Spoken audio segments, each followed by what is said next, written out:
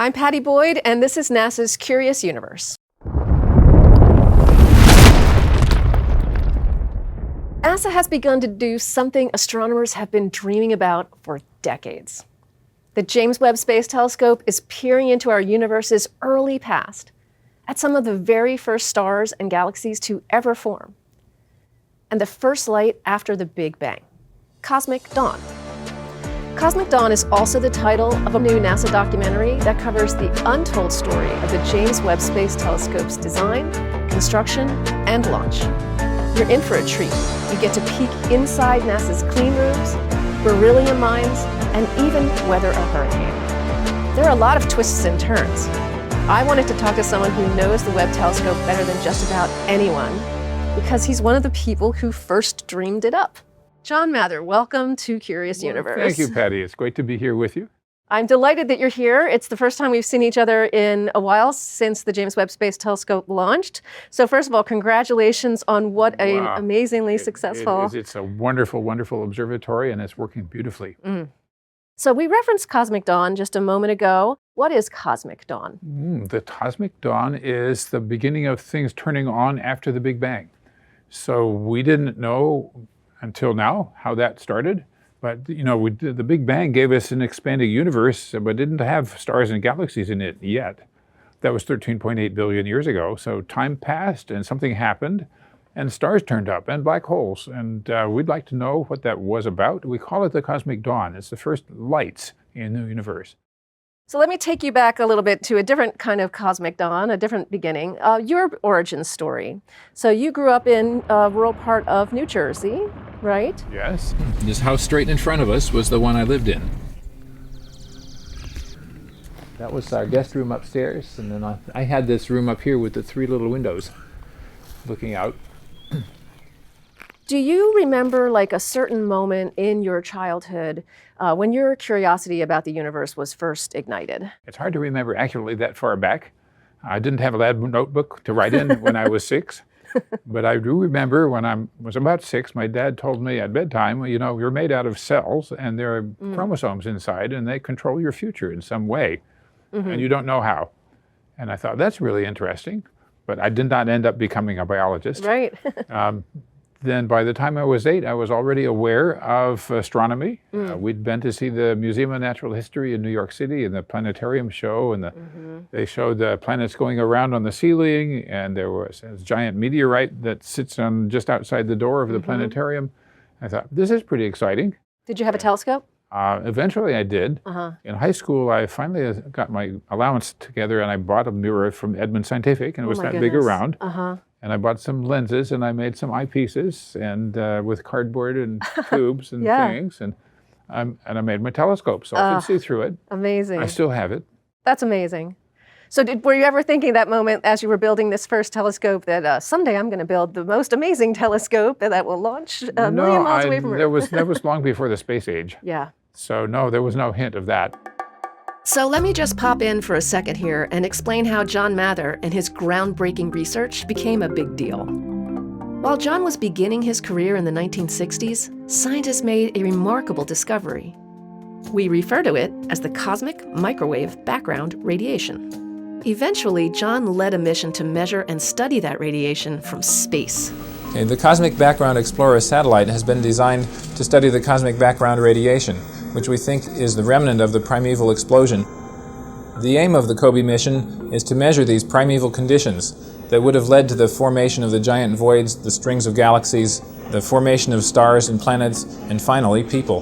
Main engine start, and liftoff of Delta 1. NASA launched a spacecraft called Cosmic Background Explorer, or COBE for short. John led COBE's entire life cycle, conceptualizing the mission and leading the team who pioneered some really elegant scientific techniques. This work with COBE is what earned him a Nobel Prize. I was at a meeting of astronomers in 1990 when John shared the very first findings from COBE. And this might sound crazy, but that presentation was absolutely electric. I was a graduate student, and I was so excited to see the first results from COBE. And what I didn't realize was that virtually everybody else at the meeting was as excited as I was. In fact, it was a packed house, standing room only. I'm telling you, it felt like a rock concert. And as soon as John showed the early results from COBE on an overhead projector, we all jumped to our feet and gave him a standing ovation. Because what he was showing us was the clearest picture yet of the early evolution of our universe, and it was just a taste of things to come. Anyway, long before he started developing the James Webb Space Telescope, John made a name for himself by revolutionizing what we know about some of the universe's earliest moments shortly after what we call the Big Bang. When did you first hear about the Big Bang? I had a summer school in physics after my junior year in high school. Went up to Cornell. By the time I got to college, people had discovered the cosmic microwave background radiation in 1965. I didn't know how much it was going to turn out to be a big deal for us. Yeah. At first, okay, it exists. You have no idea that you're going to get so much information out of it that we eventually got from the COBE satellite and the others that followed. Yeah. So that, to me, is the biggest surprise of that work. Not that the Big Bang happened. Why wouldn't it? Yeah. But how could we find out so much, which we have? Right. So you learn about the cosmic microwave background radiation being measured in the 60s. How do you go from that to leading a project to launch a telescope Oh, my goodness. learn more? Well, it's a long story, but NASA says we want proposals for new science missions. It's just, 1969 we landed on the moon. This is 5 years later, I guess. Wow.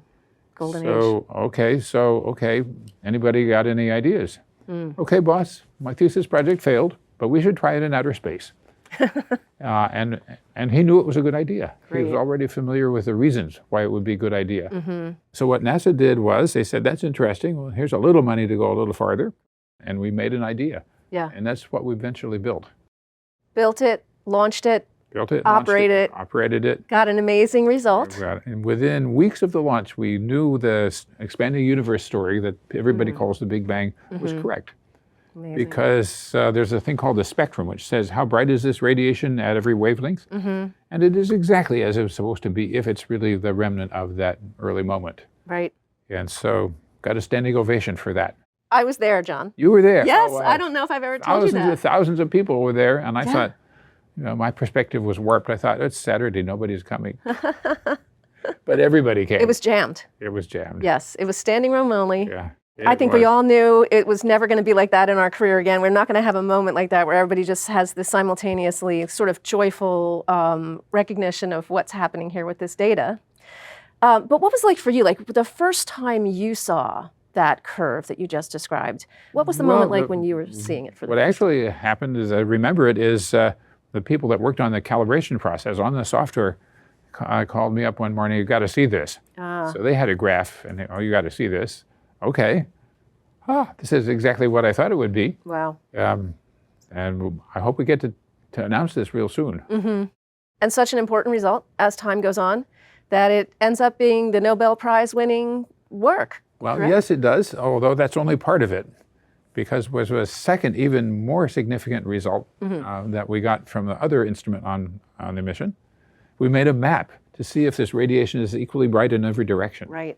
And it should be if it's really cosmic. And it should be a little bit different over there than over here because we're moving relative to the rest of the universe. And that's true. And that sort of matches up with what we thought. And then the big question is, does it have spots in it? Is it spotty? Is the Big Bang non-uniform or totally smooth? And this was the first real proof that it was spotty.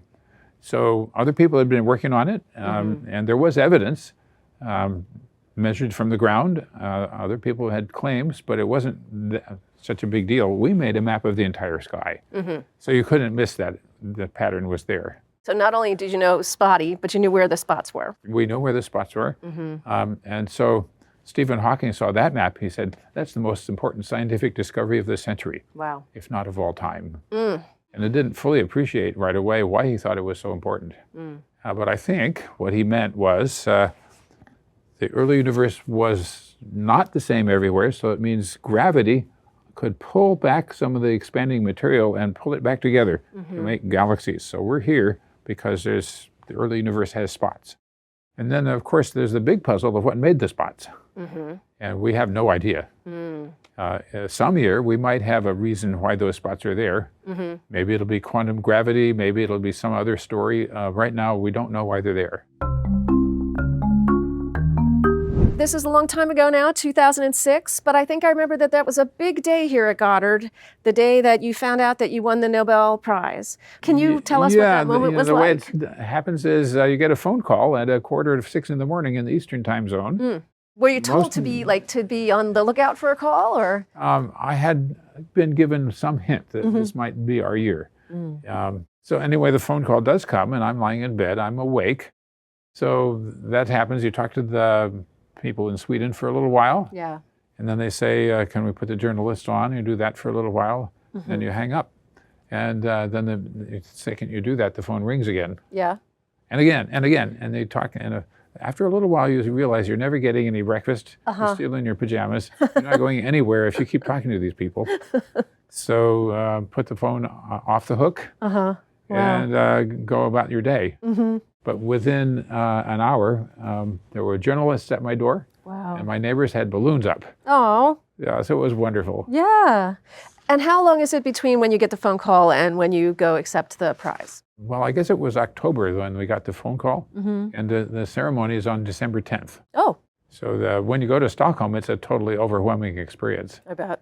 And you don't just get off the airplane. You're met by diplomats and whisked away on a car to a special waiting room, and in which there is a stack of chocolate Nobel medals that high. And before you can walk into the hotel, there are autograph seekers everywhere. Oh my God, I don't want to do this. I want to go to the bathroom. So anyway, you deal with that, and then you fall asleep as soon as you can. Yeah. And it's a very, very overwhelming experience. I can't tell you how it makes my little heart go pitter-patter even now to even remember that. What an amazing day. Yeah. So I think we all felt we're family. We did this together. And we're proud of ourselves because we did it together. So you've got all this amazing information now building up on COBE. How did you go from, say, COBE and the Nobel Prize in Stockholm, like a great accomplishment? Maybe a lot of people would be like, all done. But no, you weren't all done. You moved on to a next amazing thing, right? Actually, what happened was I was thinking, well, we're never going to do anything as cool as that again. And I got a phone message from Ed Weiler at NASA headquarters. We're going to start a study of the new telescope that will follow after Hubble. Okay. Okay, and by the way, if you want to do this, I need a proposal tomorrow. Oh boy. I started meeting with engineers and other scientists to say, well, what is it we need to build and why should we build it that way? And so that was in 95. Oh boy. We started in on that. So it was even before the Nobel Prize came. So how did you know, like, what would be the telescope after Hubble? What was the next big innovation, and how did that idea come about? Well, people had been thinking about this for like 20 years, even before I got to it. So they knew what the next opportunity would be. What can you do in space that you can't do any other way? And so it turned out to be infrared astronomy. So why can't you do it from the ground? Well, the telescope on the ground glows with its own infrared radiation. The atmosphere glows, and it's also opaque in many wavelengths. So you just can't do it any other way. You have to build a telescope if you want to make any progress. Right. And what could you see if you could build it? Number one, you could see much farther back in time, to the very first galaxies. You could see inside clouds of dust and gas where stars are being born, because dust clouds are more transparent for infrared wavelengths. And number three, you can see things that are not even warm enough to light up and to shine with their visible wavelengths. So this is the great new opportunity, and we knew right away what we had to do and why we had to do it. And it turns out, as you know, to be extremely hard to do it. Right. The documentary is an amazing story, very emotional. And there are a lot of moments in there where things looked hard, right? Things looked like maybe too hard. That must have been very stressful for your team. How do you, as a leader, navigate those struggles? How do you keep the team working together towards something when it gets tough? Well, I don't think I did anything very obvious about leadership about this. But my perspective has always been, we're going to do this. I always felt that our leadership above us had support, that they wanted us to finish. They wanted us to find a way. I never felt that anybody above us wanted to stop us.